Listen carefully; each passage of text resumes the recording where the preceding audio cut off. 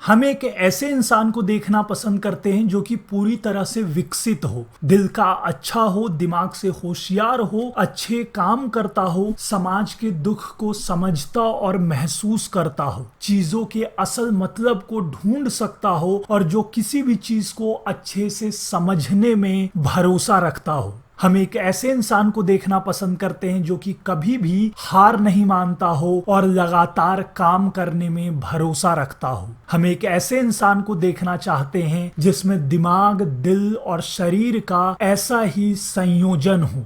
आप देख सकते हैं कि आपके आसपास क्या हो रहा है। दुनिया में सब बस एक दूसरे पर अपना प्रभाव डालने में लगे हैं। कुछ ऊर्जा का प्रयोग हमारे शरीर के संरक्षण के लिए किया जाता है, बाकी की बची हुई ऊर्जा दिन रात लोगों को प्रभावित करने में चली जाती है। हमारा शरीर, हमारे गुण, हमारी बुद्धि और हमारी आध्यात्मिकता हमेशा एक दूसरे को प्रभावित करते रहती है और बदले में हम उनसे प्रभावित होते रहते हैं। चलिए एक उदाहरण लेते हैं। एक इंसान आता है, वो बहुत पढ़ा लिखा है, उसकी भाषा बहुत सुंदर है और वो आपसे बहुत अच्छे से बात करता है, लेकिन वो आप पर कोई प्रभाव नहीं डाल पाता। दूसरा इंसान आता है और कुछ शब्द बोलता है, वो भी बहुत सारी गलतियों के साथ, लेकिन वो एक प्रभाव बनाकर जाता है। हम में से बहुत से लोगों ने ऐसा होते हुए देखा होगा। तो ये बात साफ है कि बस शब्दों से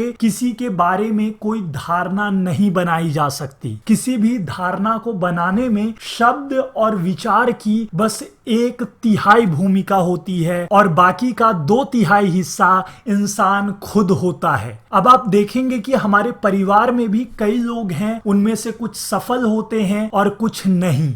ऐसा क्यों होता है? हमेशा हम अपनी असफलता के लिए किसी और को जिम्मेदार ठहरा देते हैं। जैसे ही मुझे असफलता का सामना करना पड़ता है, मैं कहने लगता हूं कि इसकी वजह से मैं असफल हो गया, मेरी कोई गलती नहीं। कोई भी अपनी गलती और कमजोरियों को स्वीकार करना पसंद नहीं करता। हर व्यक्ति खुद को दोष रहित रखने की कोशिश करता है। वो अपनी असफलता के लिए दूसरों को या अपनी बुरी किस्मत को जिम्मेदार ठहरा देते हैं। जब परिवार में कोई असफल होता है तो उसे खुद से पूछना चाहिए कि दूसरे लोग कैसे इतना अच्छा कर रहे हैं और मैं क्यों असफल हो रहा हूं। तो आपको समझ आएगा कि उनके और आपके बीच में व्यक्तित्व का अंतर है। अगर हम महान नेताओं की बात करें तो उन लोगों का व्यक्तित्व आम लोगों से हमेशा अलग होता है। आप महान लेखकों के बारे में सोचिए, उन्होंने कितने सारे विचारों पर विचार किया है। उनकी हर एक किताब को लेकर पढ़े और उनकी सराहना करे। इस दुनिया में नए और वास्तविक विचार बस मुट्ठी भर ही हैं। उनकी किताबों को पढ़े और उनके विचार को समझने की कोशिश करें। हमें ये लेखक अभी उतने प्रभावशाली नहीं नजर आते, पर हमें पता है कि ये लेखक अपने समय में काफी प्रभावशाली थे।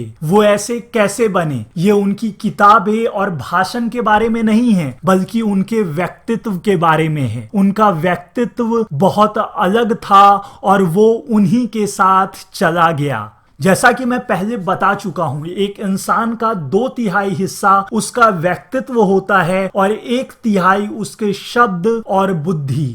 एक इंसान का व्यक्तित्व हम पर गहरा प्रभाव डालता है। हमारे सारे काम बस उनके प्रभाव से होते हैं। हर काम के पीछे एक प्रभाव होता है। सभी शिक्षा और प्रशिक्षण का आदर्श मानव निर्माण होना चाहिए, पर इसकी जगह हम बस बाहरी दिखावे में लगे रहते हैं। अगर अंदर कुछ रहेगा ही नहीं तो बाहरी दिखावे का क्या फायदा? मानव का विकास ही सारे परीक्षण का अंत और उद्देश्य होना चाहिए। जो आदमी दूसरों को प्रभावित करता है, अपना जादू सब पर चलाता है। उसके अंदर बहुत शक्तियां होती हैं और अगर ऐसा इंसान चाहे तो कुछ भी कर सकता है। उनका व्यक्तित्व उनसे हर काम को करवा सकता है। आपको ये समझना चाहिए कि आपके व्यक्तित्व से आपकी जिंदगी पर बहुत फर्क पड़ता है।